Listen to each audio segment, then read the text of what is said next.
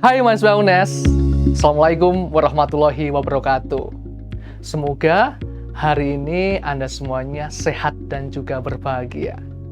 Nah, di momen yang membahagiakan ini, saya Diamond Prasanda akan menemani belajar bahasa Indonesia di perguruan tinggi, khususnya penyusunan teks kajian teori.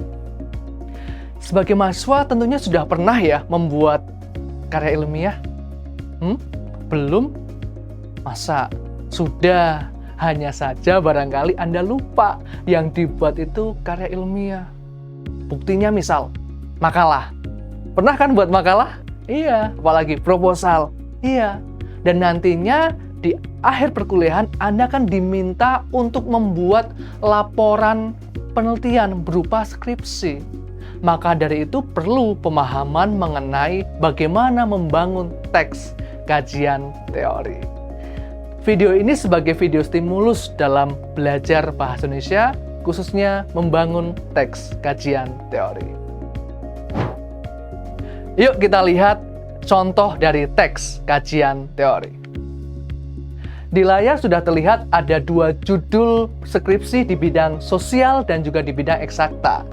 Di bidang sosial, ada fungsi sosial keberadaan komunitas UNES Vespa Owner Semarang, dan juga di bidang eksakta ada pengaruh penerapan lembar kerja siswa berbasis scientific approach terhadap aktivitas dan juga hasil belajar siswa.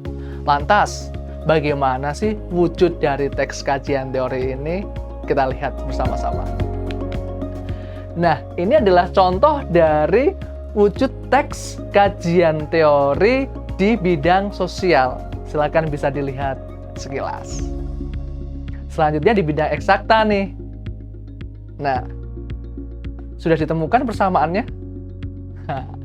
Itu tadi adalah contoh-contoh dari teks kajian teori. Mas, bagaimana sih kedudukan kajian teori?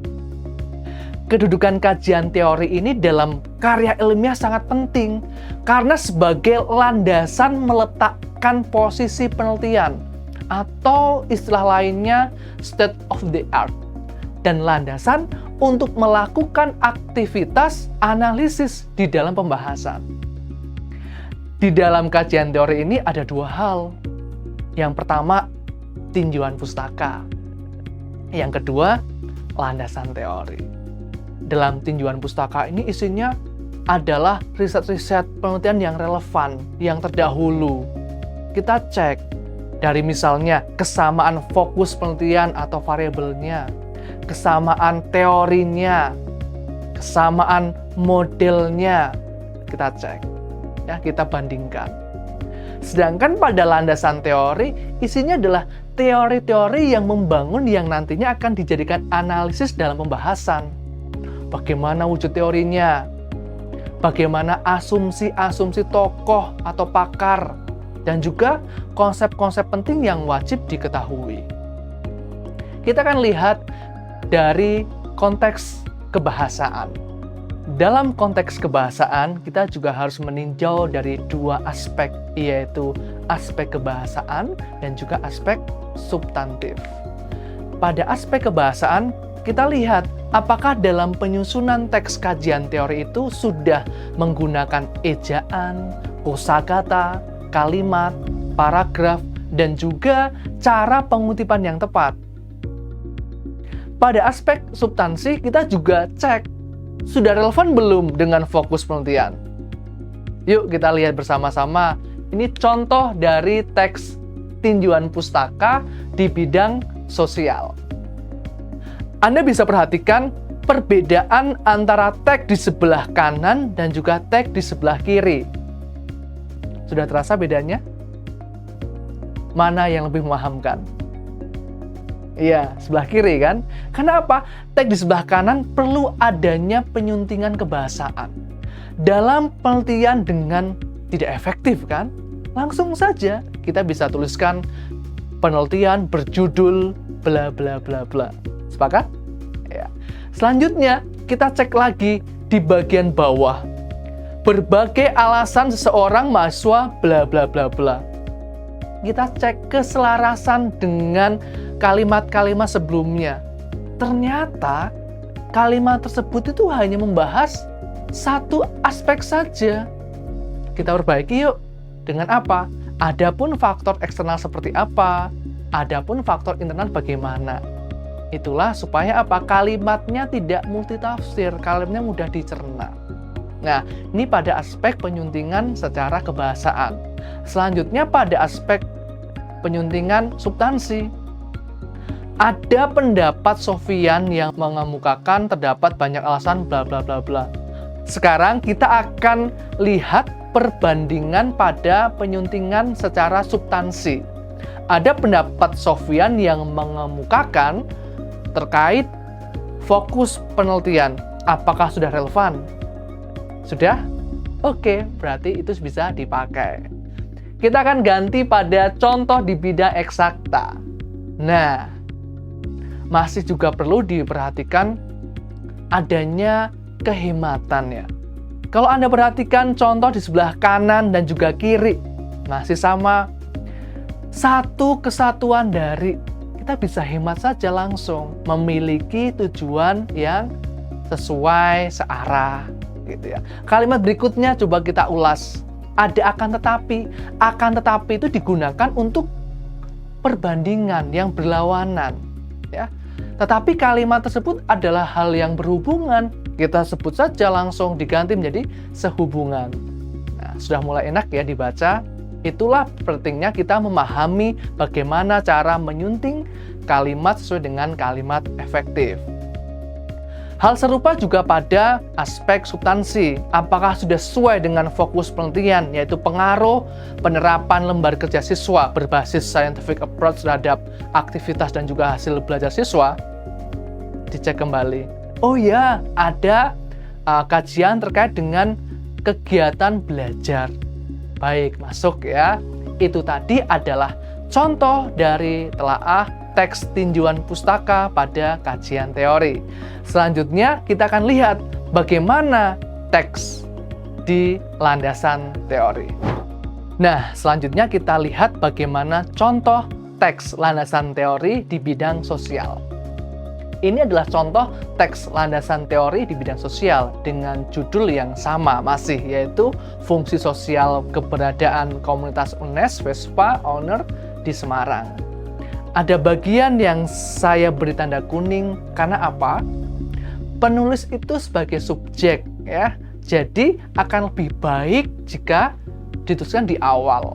Coba Anda lihat perbedaan dari teks yang pertama dengan teks yang kedua. Makin mudah diterima kan? Hal yang serupa juga pada contoh teks landasan teori di bidang eksakta. Nah, ini barangkali tujuannya adalah untuk meringkas, menghemat. Namun jangan sampai menghemat dan juga meringkas tapi mengabaikan unsur kesatuan gagasan. Apa itu kesatuan gagasan? Ya, ada keterpaduan antara satu kalimat dengan kalimat yang lain. Ingat kembali, setiap kalimat terdiri atas minimal subjek dan predikat. Nah, beberapa teks yang sudah ada di sebelah kiri, teks di sebelah kanan itu tidak ada subjeknya. Jadi silahkan diubah, munculkan subjek pada kalimat-kalimatnya. Nah, itu tadi bagaimana Anda menyunting secara kebahasaan. Selanjutnya adalah bagaimana kita melihat relevansi dari substansi fokus penelitian. Apakah sudah ada bagian-bagian yang mendukung dari fokus penelitian tersebut? Anda lihat teori-teorinya, oh ya, sudah mendukung pada fokus penelitian. Berarti itu sesuai. Penyusunan teori ini perlu Anda kuasai dengan cara membuat kutipan. Lantas bagaimana cara membuat kutipan yang tepat? Sudah saya contohkan di layar, ada sumber utama dari buku Renal Kasali ya, yang dengan judulnya Description. Anda baca sekilas. Oke. Sekarang bagaimana cara mengubah dari sumber kutipan tadi menjadi kutipan langsung dan juga tidak langsung? Kita lihat. Sudah terlihat apa perbedaan dari kutipan langsung dan juga kutipan tidak langsung? Sudah terlihat ya, kalau kutipan langsung ada tanda petiknya yang menandakan bahwa kutipan itu sama persis dengan teks. Sedangkan kutipan tidak langsung tidak sama. Kita diminta untuk meredaksi ulang. Bisa dengan teknik parafrase, mengembangkan, atau bahkan menghemat, diringkas. Boleh kok. Yang penting tidak boleh sama dengan teks aslinya. Tetapi substansinya sama. Oke? Untuk identitas penulis boleh ditulis di awal ataupun di akhir. Begitu. Itulah perbedaan dari penulisan kutipan langsung dan juga penulisan kutipan tidak langsung. Setelah belajar menulis kutipan, yuk kita belajar bagaimana menulis daftar pustaka. Ini contoh sumber referensi dari buku dan juga dari sumber artikel. Bisa dilihat? Baik, apa yang membedakan penulisan sumber buku dan juga sumber dari artikel? Sama ya penulisannya, nama, tahun. Tahunnya dikurungi ya, supaya nggak hilang, nggak kabur nih. Ini spesial dari American Psychology Association, ada tanda kurung di tahunnya. Judul, ya. Tapi selanjutnya, pada di sumber buku dengan sumber artikel berbeda. Kalau di sumber buku, langsung saja ditulis kota terbit dan penerbitnya. Sedangkan pada sumber artikel, dituliskan nama jurnalnya dan identitas jurnalnya. Nah, sejatinya Anda juga bisa melihat sumber referensi bukan hanya dari buku ataupun dari artikel ya. Bisa juga Anda mencari dari media massa ataupun website. Anda juga bisa berselancar di IPUSNAS, Perpustakaan Digital Nasional, dan juga di perpustakaan di UNES juga masih banyak referensi yang bisa Anda gunakan sebagai daftar pustaka. Nah, sebagai pendalaman materi, Anda bisa mengerjakan tugas individu. Buatlah kutipan langsung, kemudian dijadikan menjadi kutipan tidak langsung dari sumber referensi yang telah Anda cari. Tadi misal bisa dari IPUSNAS atau dari perpustakaan digital yang lain. Selanjutnya, buatlah daftar pustaka dengan format American Psychological Association sesuai dengan kutipan yang telah Anda buat. Untuk tugas kelompok, Anda bisa unduh file skripsi di laman libraryunes.ac.id, kemudian bedah teks kajian teori dan rekonstruksi teks kajian teori sesuai dengan kaidah bahasa dan juga relevansi fokus penelitian. Baik, demikian kita belajar hari ini terkait dengan membangun teks kajian teori. Sampai bersua di lain waktu. Salam dosen temanmu belajar, Diamond Prasanda.